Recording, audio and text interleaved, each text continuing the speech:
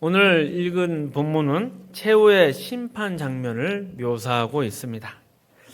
하지만 이 모습은 평소에 우리가 생각하는 최후 심판의 모습과는 조금 다릅니다. 보통 우리가 최후 심판 이렇게 생각하면 믿는 자와 믿지 않는 자를 갈라서 믿는 사람은 천국에 보내고 또 믿지 않는 사람은 영원한 지옥 형벌에 들어가는 이런 그림을 그리고 있습니다. 하지만 마태복음 25장에서 예수님이 지금 말씀하고 계시는 심판은 그것보다는 더 깊은 의미를 담고 있습니다. 먼저 이 최후의 심판은 세상 사람 전체를 믿는 자와 믿지 않는 자, 즉 신자와 불신자로 나누는 것이 아닙니다. 스스로 믿는 자, 신자 이렇게 스스로 생각하는 그 사람들 가운데에서 진짜 믿음이 있는 사람과 그렇지 않는 사람을 구별하는 것입니다.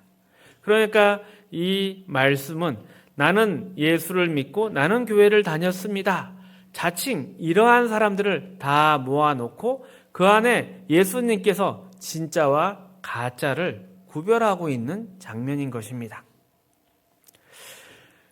32절 말씀을 보면 모든 민족을 그 앞에 모으고 각각 분별하기를 목자가 양과 염소를 분별하는 것 같이 하여 라고 이것이 구별이라는 것을 분명히 나타내고 있습니다.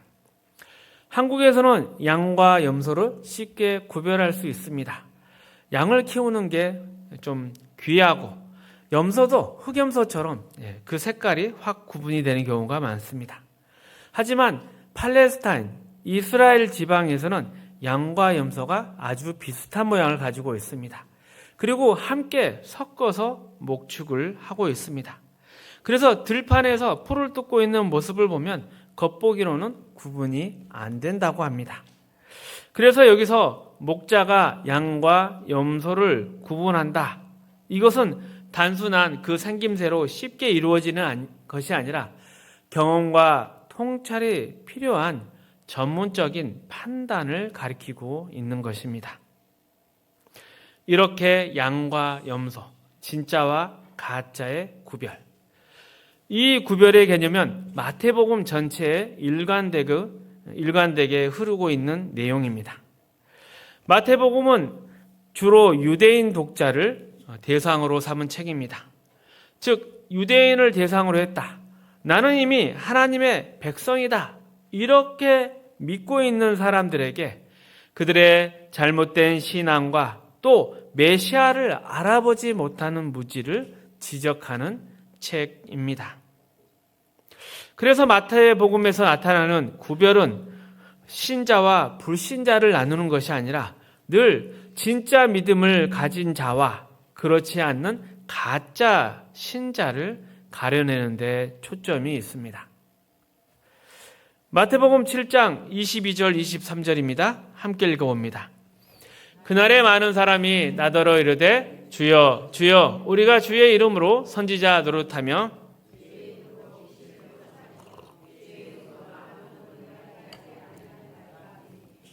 그때 내가 그들에게 밝히 말하되 내가 너희를 도무지 알지 못하니 불법을 행하는 자들아 내게서 떠나가라 하리라. 그러니까 이 말씀에도 자기 스스로는 저는 참된 하나님의 백성입니다.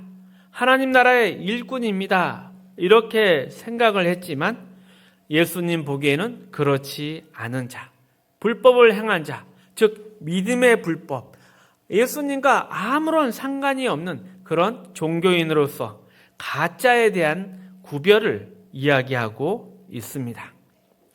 마태복음 13장에도 같은 내용이 나옵니다. 24절에서 30절 말씀도 함께 읽어봅니다. 예수께서 그들 앞에 또 비유를 들어 이르시되 천국은 좋은 씨를 제 밭에 뿌린 사람 같으니 사람들이 잘 때 그 원수가 와서 곡식 가운데 가라지를 덧뿌리고 갔더니 싹이 나고 결실할 때 가라지도 보이거늘 집 주인의 종들이 와서 말하되 주여 밭에 좋은 씨를 뿌리지 아니하였나이까? 그런데 가라지가 어디서 생겼나이까? 주인이 이르되 원수가 이렇게 하였구나. 종들이 말하되 그러면 우리가 가서 이것을 뽑기를 원하시나이까? 주인이 이르되 가만두라. 가라지 뽑다가 곡식까지 뽑을까 염려하노라. 둘 다 추수 때까지 함께 자라게 두라. 추수 때에 내가 추수꾼들에게 말하기를 가라지는 먼저 거두어 불사르게 단으로 묶고 곡식은 모아 내 곡간에 넣으리라 하리라. 아멘. 이 말씀에서도 알곡과 가라지에 대한 구별이 나옵니다. 그러니 이 말씀도 믿는 자와 믿지 않는 자, 교회 안에 있는 자와 교회 밖에 있는 세상 사람, 이것을 나누는 심판이 아니라 나는 스스로 교회를 다닙니다, 예수를 믿습니다 라는 신자들 가운데에서 참된 신자와 가짜 신자를 구별하는 심판을 보여주는 것입니다. 이처럼 진짜와 가짜 구별의 이야기는 마태복음 24장, 25장, 즉 예수님이 하신 감람산 설교 전반에도 일관되게 이어지는 내용입니다. 앞선 마태복음 24장 그리고 25장의 내용들은 예루살렘의 멸망과 세상의 종말 그리고 마지막 심판에 대해서 이야기를 하고 있습니다. 예수님께서 종말이라는 것은 단순히 먼 미래 어떤 시간 속에 일어나는 사건 이렇게 말씀하지 않으셨습니다. 우리가 살펴보았듯이 예루살렘 멸망 속에서도 이러한 예수님의 종말의 심판 원리가 잘 드러나 있습니다. 이스라엘, 예루살렘은 하나님의 백성이며 율법과 성전, 제사 제도를 가지고 있었지만 참된 하나님의 백성으로서의 믿음의 길을 걷지 못했습니다. 겉으로는 경건해 보였지만 그 마음에는 하나님이 원하시는 그런 신앙의 내용이 없었습니다. 그러니 이스라엘은 진짜가 아니라 가짜였습니다. 그래서 예수님은 그들의 외식적인 신앙을 꾸짖으셨고 그 결과로 예루살렘 성전에 대한 심판이 임하게 되었습니다. 외식하는 신앙이란 겉만 번드릇하고 속이 비어있는 신앙을 말합니다. 이 외식이라는 가짜 신앙으로 이스라엘은 하나님의 백성으로서 제사장 나라로서 감당해야 할 사명과 책임을 져버렸습니다.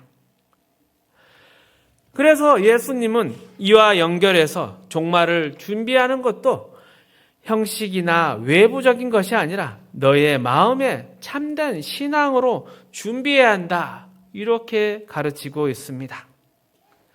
즉 최후 심판이라는 것이 우리가 정말 진심으로 깨어있고 그리스도와 연결된 믿음의 삶을 가지고 있는가 이것을 가지고 준비하라는 말씀입니다. 또 근신하고 깨어있으라 이것도 단순히 긴장하라 이런 뜻이 아니라 하나님의 자녀들이 더욱 그리스도와 함께 매일매일 묶여서 하나의 삶을 살아가야 된다 이런 뜻을 가지고 있는 것입니다. 악한 종의 비유에서는 외식하는 자가 심판을 받았고 또 10처녀의 비유에서는 미련한 5처녀는 등을 가졌지만 기름이 없어서 들어가지를 못했습니다. 겉으로는 신자 같았지만 속에는 생명의 기름이 없었던 가짜였습니다. 그리고 포도나무 비유에서도 가지가 나무에 붙어 있어야 하듯이 참된 신앙은 예수 그리스도라는 그 뿌리와 중심에 또 본질에 붙어 있는 삶이라는 내용입니다. 그러니 이런 맥락에서 마태복음 25장의 마지막 심판 장면도 동일합니다. 양과 염소가 겉보기에는 비슷해 보이지만 엄연히 다릅니다.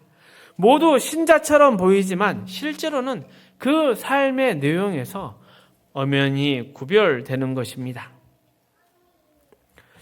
오른편에 서는 양들, 즉 의인들은 주님께서 줄이고 목마르고 나그네 되시고 헐벗고 병들고 옥에 갇혔을 때 돌본 자들이며 왼편의 염소들, 즉 악인들은 그렇게 하지 않았습니다.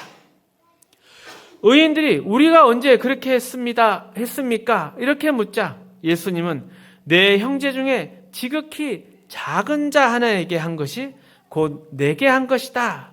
이렇게 말씀을 하셨고, 악인들에게는 이 지극히 작은 자에게 하지 않은 것이 곧 내게 하지 않은 것이다 라고 말씀하셨습니다.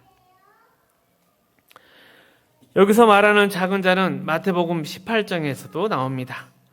예수님은 어린아이 같이 자기를 낮추는 자가 천국에 들어간다 하시면서 작은 자 하나를 실족하게 하면 차라리 연자맷돌을 목에 걸고 바다에 빠지는 게 낫다고 경고하셨습니다. 이 작은 자는 단순히 순진하거나 겸손한 사람을 말하는 것이 아니라 스스로 아무것도 할 수 없고 모든 필요를 외부로부터 곧 하나님으로부터 공급받아 살아가는 존재를 뜻합니다. 그러니 십자가 은혜 없이 살 수 없는 자, 하나님께 철저히 의존된 존재를 말합니다. 그리고 이 작은 자의 개념은 마태복음 25장에서는 한 단계 더 나아갑니다. 십자가를 통과해서 하나님의 자녀가 된 모든 사람들, 곧 예수 그리스도를 머리로 하는 한 몸의 지체, 교회를 의미합니다. 우리는 그리스도의 몸 안에서 다 한 지체로 서로 연결되어 있습니다. 이 안에서 작다라는 것은 가치가 부족하다 이런 뜻이 아니라 머리이신 예수님께 속한 지체로서의 겸손한 위치를 나타내는 것입니다. 그러니 십자가를 통과해서 예수 그리스도를 믿고 하나님의 자녀가 된 사람이라면 그 믿음의 본질은 언제나 그리스도를 머리로 하는 한 몸의 지체로 살아가야 합니다. 그러니 신앙 생활은 꼭 교회 안에서 이루어져야 하는 것이죠. 그리고 비록 그 안에서 내 삶의 자리가 작고 초라해 보이더라도 각자의 일을 행하며 서로 연합하고 순종하며 그리스도 안에서 함께 자라가는 것, 하나가 되어가는 것이 참된 신앙의 길인 것입니다. 에베소서 5장 18절에서 21절까지 말씀입니다. 함께 읽어봅니다. 술 취하지 말라 이는 방탕한 것이니 오직 성령으로 충만함을 받으라. 시와 찬송과 신령한 노래들로 서로 화답하며 너희의 마음으로 주께 노래하며 찬송하며 범사의 우리 주 예수 그리스도의 이름으로 항상 아버지 하나님께 감사하며 그리스도를 경외함으로 피차 복종하라. 그리스도를 경외함으로 피차 복종하라. 이 말씀만큼 신앙의 본질을 정확하게 표현한 구절은 없다고 하겠습니다. 그리스도께서 머리이시고 우리는 그분의 몸된 지체입니다.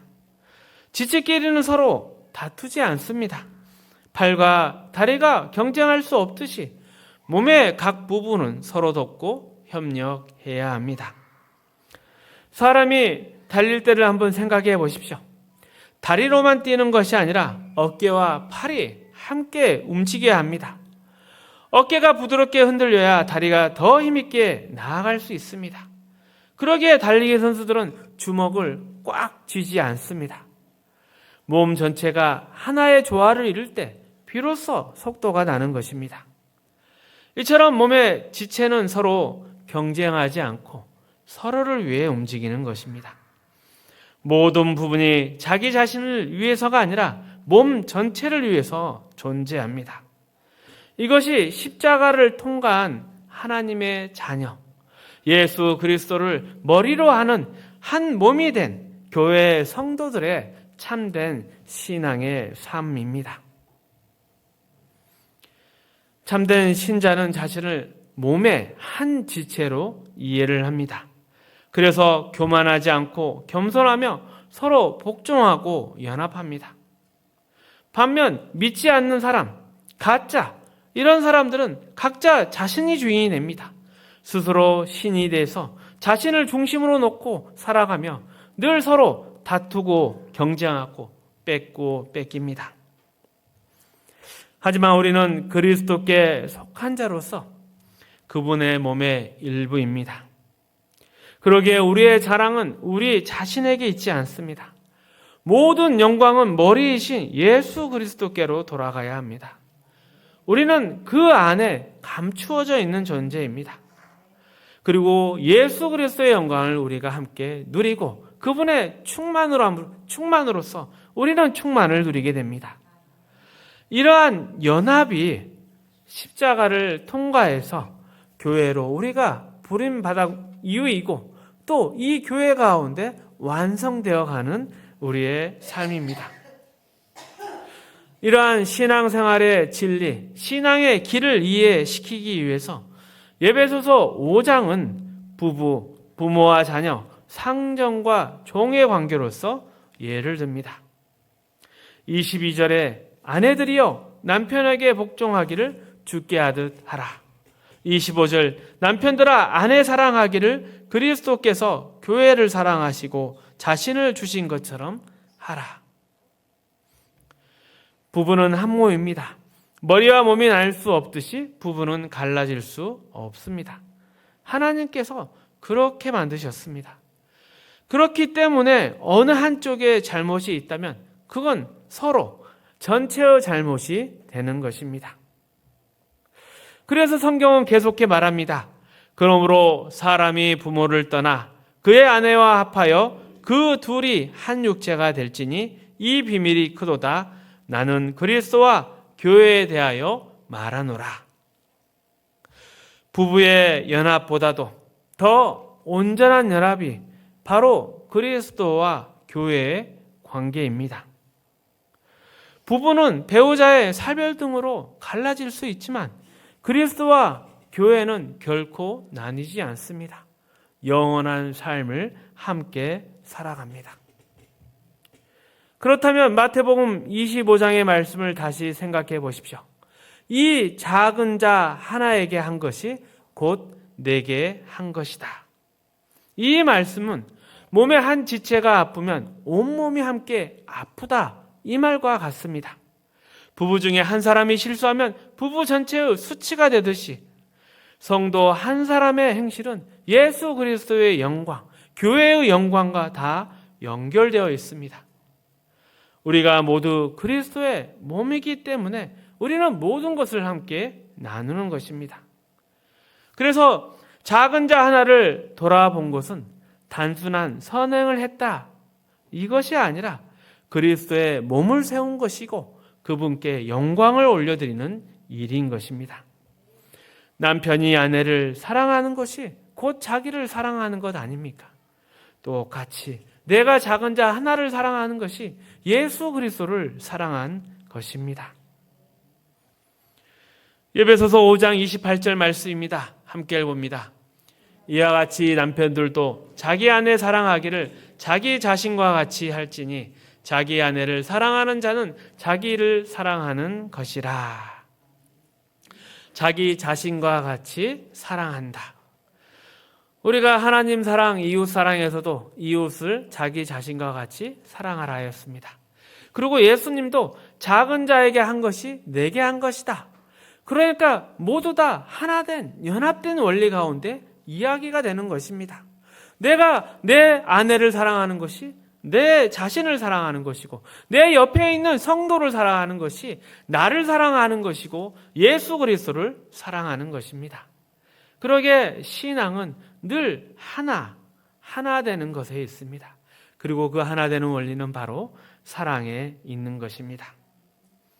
그리고 이러한 사랑에 대한 명령, 하나 되라는 명령은 억지로 하라 이런 명령, 나는 지켰다, 안 지켰다 이러한 차원의 것이 아니라 믿는 자의 본질입니다. 믿는 자의 근본적인 어찌 보면 특성, 믿는 자와 가짜를 구별하는 가장 중요한 특성이라 하겠습니다. 우리의 존재는 그리스도께 속해 있고 우리는 그분의 몸입니다. 그래서 작은 형제 하나 돌보고 불쌍히 여기는 것은 박의 정신, 착하게 살아라 이 정도의 말이 아니라 우리의 몸 한 부분을 아끼는 일이고 서로 연합되는 일이고 이렇게 하나 될 때 그리스도의 몸이 온전히 빛나고 영광받는 것이고 이것이 우리가 꿈꾸는 천국이고 영생인 것입니다. 내 형제 중 지극히 작은 자 하나에게 한 것이 곧 내게 한 것이라. 마태복음 18장에서도 이 같은 진리를 다시금 일깨워줍니다. 우리는 그리스도 안에서 하나이며 서로의 연합을 통해서 하나님의 영광이 드러나야 한다. 18절에서 20절 말씀 함께 읽어봅니다. 진실로 너희에게 이르노니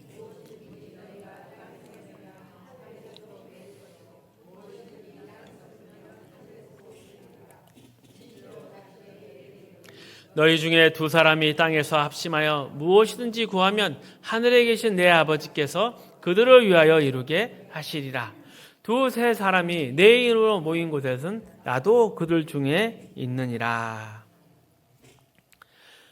지금 우리가 함께 나누고 있는 마태복음 25장의 심판 이야기, 이것은 단순히 세상의 종말 이야기가 아니라 우리는 늘 이것을 이스라엘, 예루살렘의 멸망과 연결된 시각에서 이해해야 합니다. 예루살렘의 멸망, 유대인들이 제사장으로서 사명을 잃고 또 자신들의 신앙의 본질을 잃은 결과였습니다. 구약에서 그들이 천국의 열쇠를 맡았지만 오히려 그 문을 닫아버렸고 자신도 들어가지 않고 다른 일도 들어가지 못하게 막아버렸습니다. 겉으로는 경건해 보였지만 실제로는 외식하는 신앙에 빠져 있었습니다. 이스라엘은 가짜였습니다. 그래서 그 심판을 당하게 되는 것입니다. 지금도 그 심판의 결과를 아직도 당하고 있지 않습니까? 그렇다면 지금 이 천국의 열쇠는 누구에게 주어졌을까요? 예수님은 이 천국의 열쇠를 베드로의 신앙 고백을 통해 교회에 맡기셨습니다. 그래, 너희가 땅에서 매면 하늘에서도 매일 것이고 너희가 땅에서 풀면 하늘에서도 풀리리라. 이 말씀처럼 이제 교회가 하나님의 이 나라의 권세를 가지고 있는 것입니다. 교회가 이 문을 열고 이 문을 닫습니다. 그런데 이 일이 어떻게 이루어집니까? 하늘에서 매고 푸는 일이 두 사람이 합심해야 이루어진다고 말씀합니다. 이 합심이라는 것은 단순히 의견이 맞고 이익이 맞는 그런 세상의 협력이 아니라 그리스도 안에서 한 몸된 지체끼리의 연합을 의미합니다. 사랑을 의미하는 것이죠. 이것이 바로 하나님의 자녀가 누리는 특별한 관계이고 그게 바로 천국입니다. 그런데 우리의 신앙생활, 교회 생활은 경쟁처럼 변질되었습니다. 주님이 심판관으로 하늘 보좌에 앉아 계시고 우리는 각자 경기장에서 누가 더 큰 상을 받나 뛰어가는 모습 같습니다. 서로 경쟁하고 서로 인정받기를 원합니다. 하지만 신앙은 그런 경쟁이 아니라 하나됨에 있습니다. 연합에 있습니다. 저 보잘것없고 눈에 가시 같은 그 사람이 바로 천국의 이웃이고 항상 함께 살아갈 가장 소중한 사람입니다. 아무리 다리가 강해도 몸과의 호흡이 맞지 않으면 달릴 수가 없고 아무리 폐가 튼튼해도 다리가 없으면 앞으로 나아갈 수가 없습니다. 우리 교회는 모두 함께 가야 합니다. 이것이 예수 믿는 사람, 신자만이 가질 수 있는 신앙의 본질이고 세상과의 차이입니다. 그래서 주님은 우리에게 작은 자 하나를 돌보는 마음에 대해서 가르칩니다. 신앙생활은 혼자 잘하는 것이 아닙니다. 하나님께서 이웃으로 같은 교회의 성도로 묶어주신 사람들과 함께 걸어가는 법을 배우는 것입니다. 우리는 개인으로서 가치를 가지고 있지만 동시에 전체의 한 몸으로서 부름받았습니다. 그러기에 신앙생활은 경쟁이 아니라 협력이며 독립이 아니라 연합입니다. 믿는 자에게 주님이 늘 하시는 말씀, 너를 부인하고 너 자신을 십자가에 못 박아라. 그리고 나를 따라오라. 이게 무슨 말씀이겠습니까? 그리스도를 머리로 모시고 그분의 몸 안에 들어와서 한 지체로 살아가는 것입니다. 나를 낮추고 감추고 봉사하고 섬기고 그리스도의 몸을 세우는 것, 그것이 믿는 자에게 주어진 책임이며 그것이 바로 자녀의 영광인 것입니다. 우리는 그리스도와 운명을 함께합니다. 그리고 머리 대신 예수님의 거룩과 충만함이 우리 안에 흘러오도록 허락을 받았습니다. 에베소서 4장 13절에서 16절 말씀 함께 읽어봅니다. 우리가 다 하나님의 아들을 믿는 것과 아는 일에 하나가 되어 온전한 사람을 이루어 그리스도의 장성한 분량이 충만한 데까지 이르느니 이는 우리가 이제부터 어린아이가 되지 아니하여 사람의 속임수와 간사한 유혹에 빠져 오직 사랑 안에서 참된 것을 하여 범사에 그에게까지 자랄지라. 그는 머리니 곧 그리스도라. 그에게서 온몸이 각 마디를 통하여 도움을 받고 연합되고 결합되어 각 지체의 분량대로 역사하여 그 몸을 자라게 하며 사랑 안에서 스스로 세우느니라. 우리는 서로 한 몸으로 연결된 지체로서 서로 돕고 협력하며 머리 대신 그리스도의 온전한 분량에 이르도록 함께 자라가야 합니다. 그리고 그 머리 대신 그리스도께서 자신의 것을 나누어서 온 몸을 하나로 만들어가고 계십니다. 이러한 권면은 억지로 겸손하라, 누구에게 굴복하라 이런 것이 아닙니다. 오히려 우리의 복을 위해서 명하고 약속하신 오직 믿는 자만이 누릴 수 있는 특별한 은혜이며 특권인 것입니다. 교회 안에서의 연합, 하나됨, 이것이 진짜 신자의 모습이고 그것이 구원받은 자의 특권이고 영생을 함께 살아가는 복인 것입니다. 말씀을 정리하겠습니다. 마태복음 25장의 양과 염소의 비유는 단순히 신자와 불신자를 나눈 이야기가 아닙니다. 예수님은 스스로 신자라고 말하는 사람들 가운데에서 참된 믿음을 가진 자와 그렇지 않는 자를 구별하십니다. 겉모습은 다 비슷해 보여도 진짜 믿음이라는 것은 삶의 열매로 드러납니다. 칭찬받는 양은 주님의 뜻을 따라 사랑을 실천한 사람들입니다. 지극히 작은 자 하나에게 한 것이 곧 내게 한 것이라.